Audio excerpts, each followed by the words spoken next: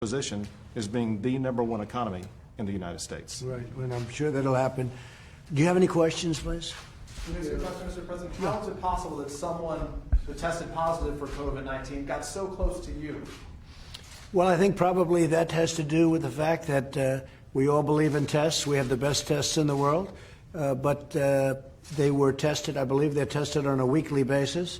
I just had a test, as you probably heard. In fact, I had one yesterday and I had one today, and it's negative. Mike just had a test and it's negative. But they do the tests, and it just shows you that the fallacy, it's what I've been saying. Testing is not a perfect art. No matter what you do, testing is not a perfect art. So we test once a week. Now we're going to go testing once a day. But even when you test once a day, something happens where they catch something. I've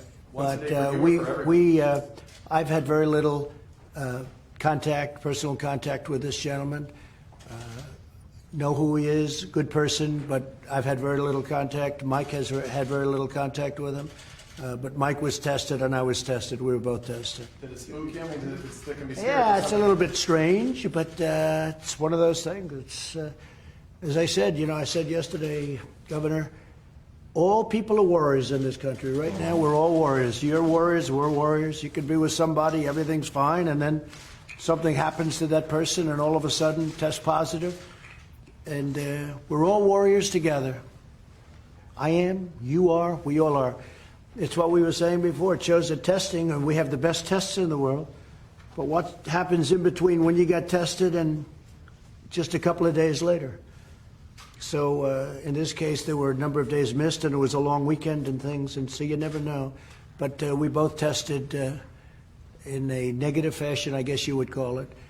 Any other questions? President, could we get your reaction to some breaking news? The Justice Department has decided to dismiss the case against Michael Flynn. Are you aware of that? I didn't know that was happening at this moment. I felt it was going to happen just by watching and seeing like everybody else does. He was an innocent man.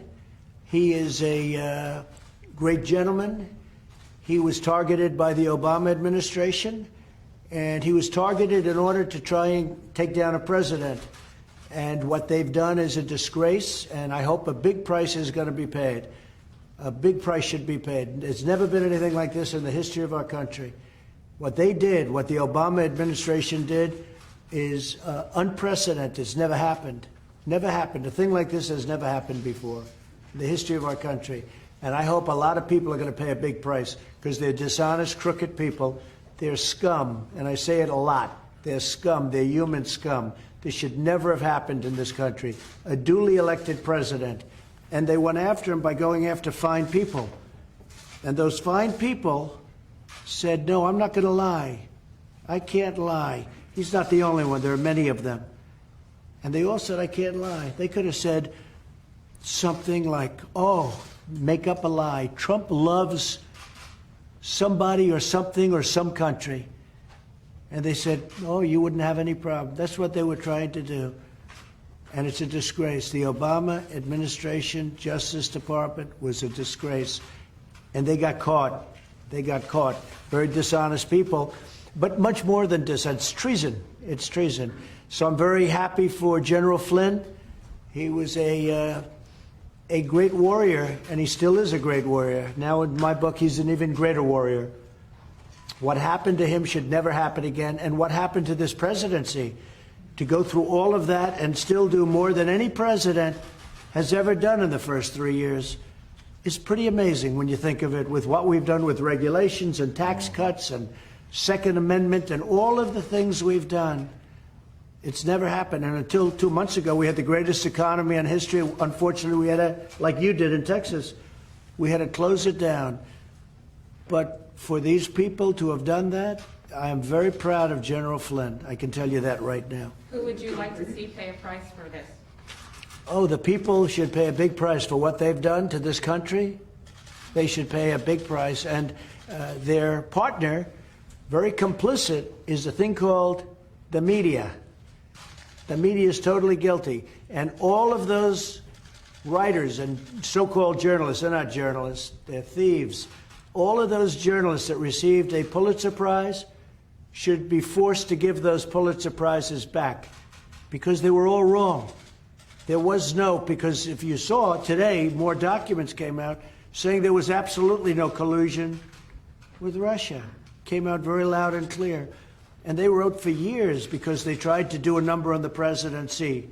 And this president happened to be me. Pulitzer Prizes should all be returned because you know what? They were given out falsely. It was fake news. They're all fake news. Those Pulitzer Prizes should be given back immediately. And the Pulitzer Committee or whoever gives the prizes, they're a disgrace unless they take those prizes back.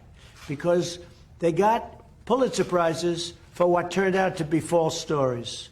And Pulitzer Prizes should be given to the ones that got it right. And I could give you a long list of those names, too. And you know who I'm talking about. You spoke to President Putin today. Did he I did. ask for any ventilators or any equipment for his pandemic? Yes, we are helping various countries. As you know, Russia's having a hard time with the same COVID-19. They got hit like everybody else got hit. And we had a long talk, and also the 75th year, and you know what the 75th year means. It was very nice. He called me because we were partners, so to speak, for a very big, successful war. And it was very nice he called as a congratulatory call and as a call of celebration because it was the 75th year. And also I suggested if they need, because we have a lot of ventilators, if they need ventilators, we'd love to send them some, and we will do that. At the appropriate time, we'll send them some ventilators. Yeah, we'll be doing that. That was a very nice call. And remember this, the Russia hoax made it very hard for Russia and the United States to deal with each other. They're a very important nation. We're the most powerful nation. They're a very powerful nation. Why would we not be dealing with each other? But the Russia hoax, this absolute dishonest hoax, made it very difficult for our nation and their nation to deal. And we discussed that. I said, you know, it's a very appropriate time because things are falling out now and coming in line, showing what a hoax this whole investigation was. It was a total disgrace. And I wouldn't be surprised if you see a lot of things happen over the next number of weeks. This is just one piece of a very dishonest puzzle. And you've been trying to arrange an arms control summit with President Putin and President Xi. Is that getting anywhere? We are talking about arms control with Russia, and we will go forward with that, and we are talking about it very seriously, having arms control. They have many nuclear weapons, and so do we. And we're talking about a arms control with Russia. Yeah, they'd like to do it. We'd like to do it. Sir, can I ask about the economy? Today, we've now learned that 33 million jobs have been lost in the last 7 weeks. Will there be more jobs lost in May, or is that number going to start coming down next month? Yeah, Peter, the number will start coming down at an appropriate time, whatever that is. I'm viewing the third quarter as being a very important quarter because it's, as I said, that'll be a transition. I think you could almost say a transition into greatness because I think next year we're going to have a phenomenal year economically. We're working very hard now. The governor's working along with us. The relationship with Texas has been phenomenal. And Texas is opening up, and a lot of places are opening up. And we want to do it, and I'm not sure that we even have a choice. I think we have to do it. You know, this country can't stay closed and locked down for years. Somebody could say, let's keep it closed for a couple of years. The United States of America, the greatest economy in history 2 months ago, in the history of our country, in the history of the world. We had a far greater economy than anybody, including China, by a lot. And we had to close it down in order to really do something about the plague.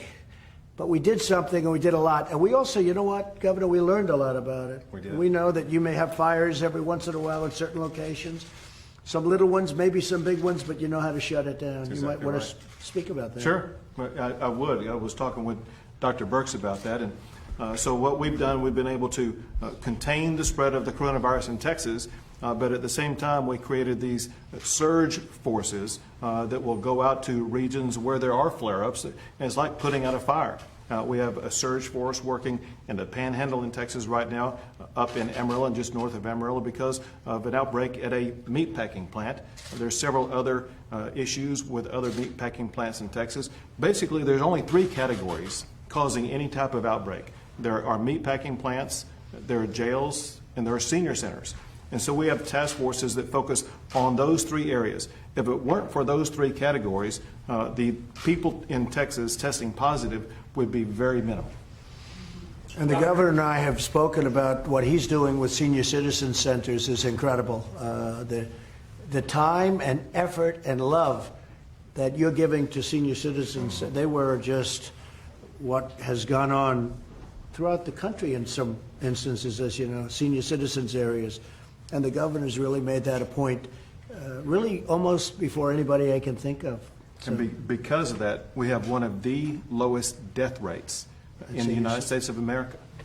That's Now, right. last week in Odessa, Texas, police were used with an armored vehicle and guns drawn to shut down a bar that had opened up in going against the order. What role does police have in enforcing these kind of lockdown and social distancing orders? Well, there's different standards used in different communities. However, today I made one thing clear, and that is, as we go through this process of trying to maintain order in our states, as we are asking the people in our state to comply with these orders, we should not be taking these people and put them behind bars. These people who have spent their life building up a business and being told to shut it down and lose every penny they have, and then if they don't follow every little fine point of all the rules, they suddenly are subject to arrest. That is wrong. And that's why I issued another executive order today saying that in the state of Texas, no one can be put behind bars because they're not following an executive order. So It's common sense. That includes the woman that we've been reading about with the beauty salon. She's free today. Good. Sir, following up on the coronavirus, has the West Wing, has the Oval Office been deep cleaned? Are you contact tracing the people around this area that would have had contact with this person? Is there a 14-day quarantine, or should there be for those who were in touch with this They're person? doing everything that you can do, again, within the limits of testing, and you know what that is. We have the ultimate testing. We have the best tests in the world, and we gave more than anybody else. But I've always said testing is somewhat overrated, because what happens after somebody takes a test? What's going on there? And Mike was just saying the word essential workers, and as you know, essential workers are immune from that. Mike, do you want to maybe mention that? Well, from the CDC guidelines, it's been very clear that from the beginning of this outbreak, for anyone that comes into contact with someone with coronavirus, we early on recommended that people self-quarantine. That recommendation, of course, was before we had done, at this point, some 7.7 million tests around the country, and states like Texas are distributing tests very quickly to people that either have symptoms or are suspected to possibly have contracted the coronavirus. But with regard to essential workers, the President referred to, we've always had an exception. People to keep food on the table, people that are involved in public safety, most especially healthcare workers.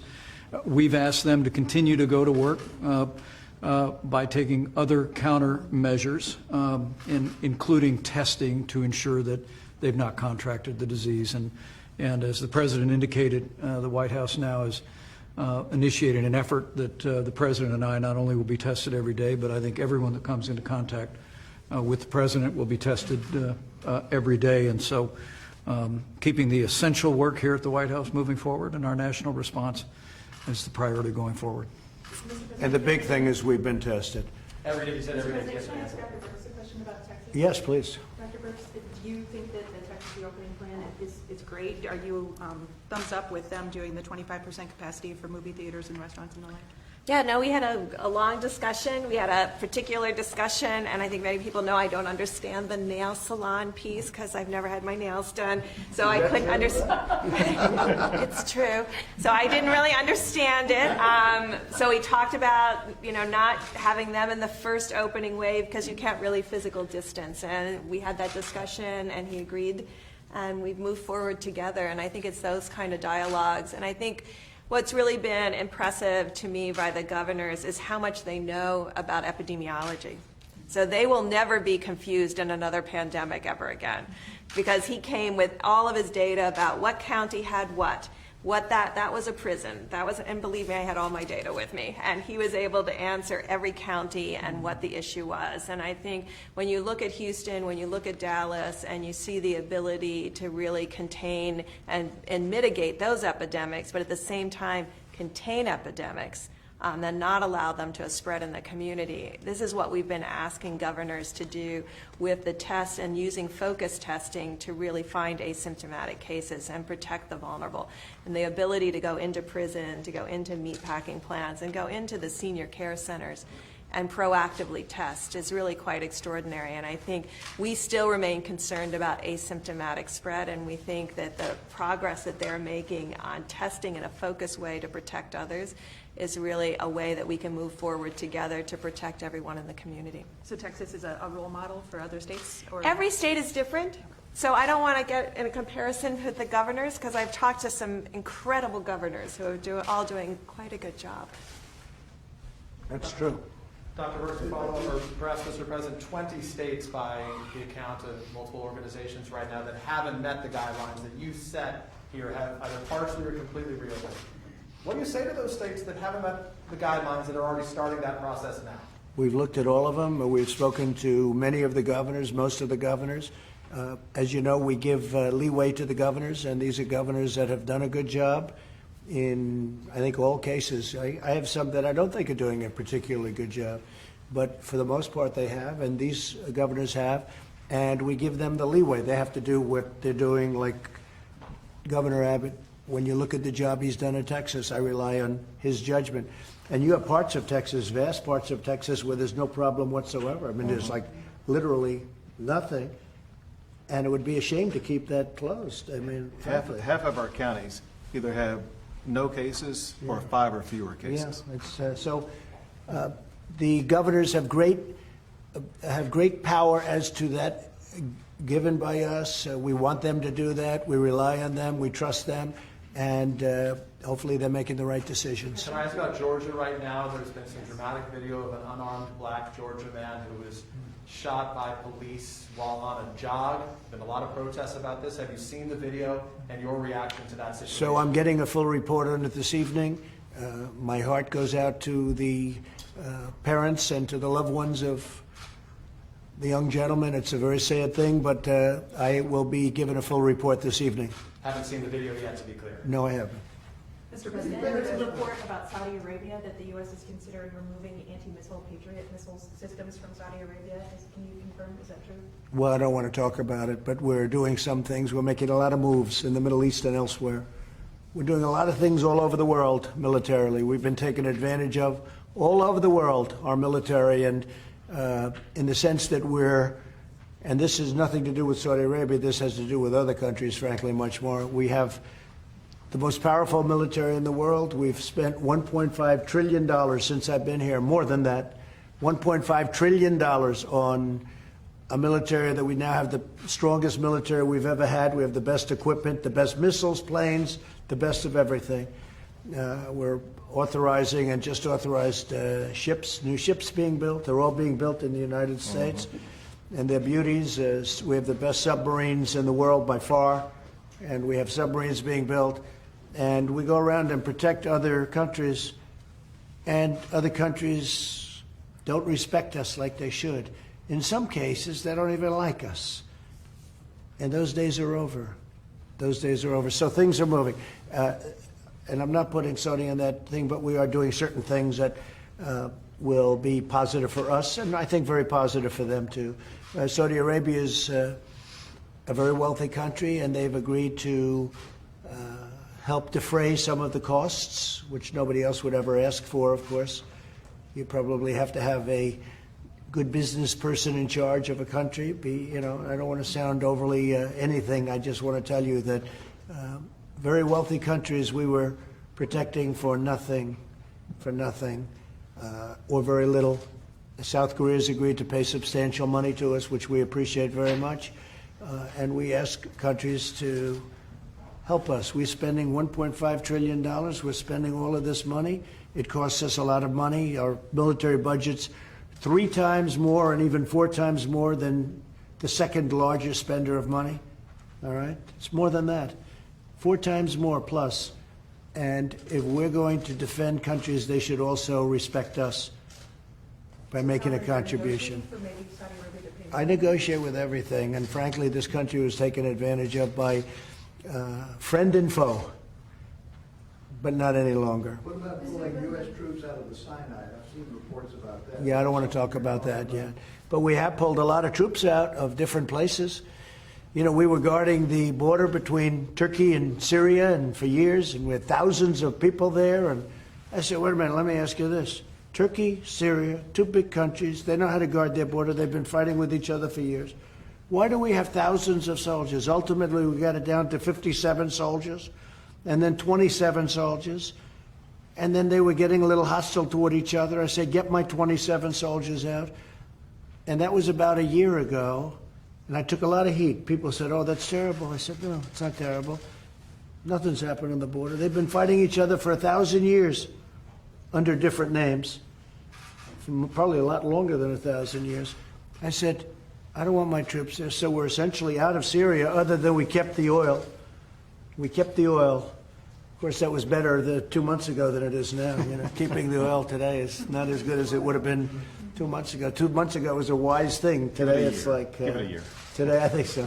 I think so. By the way, oil prices have gone up. Right. Which is great for your oil industry, Exactly. and it's great for jobs, because it's millions of jobs. We built the greatest energy country in the world by far, and prices are inching up. And I saw it 25 today, actually, right? It's good for our $25 a economy. barrel. Good for jobs. It's good for jobs. That's what we want, jobs. Governor Abbott said, Yes, go ahead, Jennifer, please. Governor Abbott said something about businesses and liability. Can you say, sir, do you support Mitch McConnell's liability reform for U.S.? Well, I think you have to have something having to do with liability for COVID, because you can't have a restaurant and a guy is going to open, and it's a nice business, but it's not exactly the oil business in its prime, right? And somebody leaves and they say, oh, I'm going to sue them because they caught the plague. And now, whether he was guilty or not, the legal fees will drive him out of business. You can't do that. So I think you're going to probably have to have something. Yeah, I would support that. I mean, you go to a game and you sue the team owner, or you go to someplace and it'll be litigation heaven. And you'll never know where they caught it. You never know where they catch it. So we have to have something like that. Otherwise, there's going to be lawsuits all. I mean, there already is in this country, but you'd have lawsuits all over the place, right? These international travel restrictions that you impose on China and all around Yeah. the world, do you see any scenario of easing them anytime soon? Yeah, at some point when they clean up and when everybody cleans up and when the plague disappears, sure. I mean, you want to have international travel. Our airlines are going to do very well again. We saved the airlines with $25 billion and another $25 billion. But no, you want to have international travel, but you don't want to have it when France is having a hard time. They did another shutdown, and Spain is having a terrible time, and Italy, I don't even have to tell you about. No, but we want to be open to those countries at the appropriate time. Absolutely. Not And soon. Germany has been apparently quite successful in taking on the pandemic and now opening up the country. Right. Have you considered calling the German Chancellor to ask for sort of advice? Now, Germany, we're very close to Germany. We have a very good relationship with Germany. Germany's done very good. They have a very low mortality rate, like we do. We have a low mortality rate also. Frankly, if you took New York out of the equation, we would really have a low mortality rate. But no, but I speak to her all the time. We communicate. We communicate. Our countries communicate, especially, yes. So how much influence does Fox News have over your thinking on the pandemic? No different than anybody else. I mean, I watch Fox News and I watch others, and I read a lot of newspapers, and I get a lot of information from my people. I think I'm very well versed when it comes to not only the pandemic, but everything. I mean, I enjoy that, and I think I have an obligation to do it. So, but there's certainly a more honorable source than some. I mean, some is fake. If you look at CNN, it's fake news. If you look at MSDNC, I call it MSDNC. You know what that means, right? Democratic National Committee. You look at NBC. NBC to me is very dishonest news, and that's why they fired Andy Lack, I guess. You have to ask them. But Andy Lack was a hack, and they fired him, and they did a big favor to the world and to this country. But no, I find NBC to be very dishonest. I find, which is a Comcast division. I call it Concast with an N. I don't use the M. I always call it Concast. ABC, I thought he gave me a very fair interview the other night. Very good professional. I've had very good relationships with him, as you know. CBS is having a hard time, but they're not getting it straight. In fact, last night I read where they did a false report where they actually got people to make it look like it was a terror. Did you see what happened? They got people. Let's get some people because they want to make it look like it was turmoil. And they do that with this White House all the time. They love the word chaos when there's no chaos whatsoever. They love the word chaos. But what happened at CBS yesterday was terrible, where they got a lot of people to try and pretend like it was a mass amount of chaos and disorder. You saw that. It was terrible. So the news media in our country is a mess. But they fired Andy Lack, and that was a good thing. That's a big step forward. When is your next trip outside of Washington? Restrictions have to be reimposed, that there's spikes in places that you have to... I hope not. I don't think so. I think you're going to have embers, as I say. I think you're going to have some fires, maybe some fairly big fires by comparison to what people would even think. But this gentleman's a total professional. I think we've learned a lot. If you would have said that question a number of months ago, it would have been different. The answer would have been different. But today, I think we've learned a lot. And you're going to have some areas in Texas where you'll have to put him out, and he'll put him out. What do you think about that? Well, and we have learned so much the past few months, and we now know, first, how to go in and contain, but also we now have the resources to go in and to contain. So we're going into these meat packing facilities, we're testing everybody, or we'll go into a jail and we'll test everybody. And we will separate those who test positive from those who test negative. But most importantly, we go into these senior centers because their lives are so vulnerable. And we focus on our seniors, and we focus on ways to reduce their deaths. And so we now have all of these strategies to make sure that we are able to contain any type of outbreak, and that allows the rest of the economy of big states like Texas to continue to go and grow while we manage and contain the outbreaks where they exist. That we wouldn't have known 2 months ago. He couldn't have given that answer. The governor couldn't have given that answer 2 months ago. But we've learned. There's still things we don't know about this crazy plague, this particular virus. But the answer that Greg just gave, which was so good, I don't think you could have given that answer, and I wouldn't have known that answer either 2 months ago. So we've learned a lot. On the Wuhan lab, Mr. President, you had said on Sunday that there would be a very strong report coming out soon about the connection between the lab and the virus. Is that still coming? When should we expect that? It's coming. I don't know that I'm going to give it to you. We're going to learn. Look, it came out of China. Okay? Whether people like to say it or not, everybody knows that. I guess it pretty much, I think that's pretty much known. They tried to blame Europe.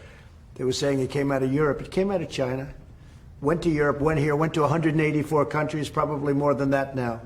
That was a week ago, 184 countries. Can you believe it? And it could have been stopped at the point. It could have been stopped right at the source, and it would have been easy to do. But something happened. Something happened. Either they made a terrible mistake. Probably it was incompetent. Somebody was stupid, and they didn't do the job that they should have done. It's too bad. Are you considering other economic measures to help people that you don't have to go through Congress on, like another delay in filing federal taxes, that sort of thing? Yeah, things could happen like that. We have to help people. I was watching the Solano owner. She looked so great, so professional, so good. And she was talking about, her children. She has to feed her children. It was great. And we could do things ministerially through executive order or otherwise that can help a lot of people, as an example. Like delays, we could do delays of various filings. And yeah, I could see that happening, Steve. I think a thing like that could happen. Mr. President, people have lived off $1,200. Those checks, a lot of them for a couple months. Should they be expected to live off that same $1,200 for the next couple months, or is more money coming? Well, something could happen. There is talk about something happening, and we'll see what's going on. But the greatest thing that could happen if we could get our country open again and get it going again and have people have these great jobs again. And what we've done is we've been able to have all these thousands and hundreds of thousands of small businesses pay their employees, even though there was no income coming in. So they're ready to rock and they're ready to go. And if when Texas opens and other places, you're already started the process. The best thing we can do, Peter, is get our country going, get it open, and get it open safely. And we'll put out those little fires or those big fires if we have to, but we have to get our country going. About Okay. the last all the On maps that you're visa talking about. suspensions, there are 4 GOP senators who are encouraging you to suspend visas, including for technical and professional workers. Is that something the White House is considering? Say it again, what? On visa suspensions? Visa, yeah. Cotton and Grassley, Yeah. and those guys are asking you to suspend. Well, we're talking to them work about it. visas. They're good senators. So We're that- talking to them that's about it. okay. Sir, So we you were want to go told into some this time right ago now? that you would sign a Buy American executive order, whatever. What I've been is saying that? Buy American ever since I announced I was running for office and long before that. But the executive No, we're order- bringing a lot of companies back. We were doing that long before this happened.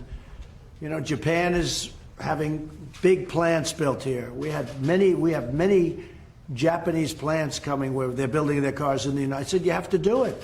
You have to do it. And they were doing it. We have many companies coming back to the United States. Then this hit. And when this is gone, it'll continue.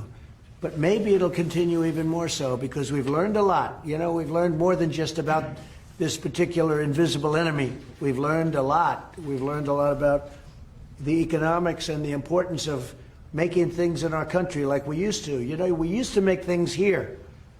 And then all of a sudden somebody became a great globalist. Some great genius became a globalist. But now he's not such a genius anymore. Maybe he's not even a smart person. We got to make things in our country. That includes medicine. It includes steel.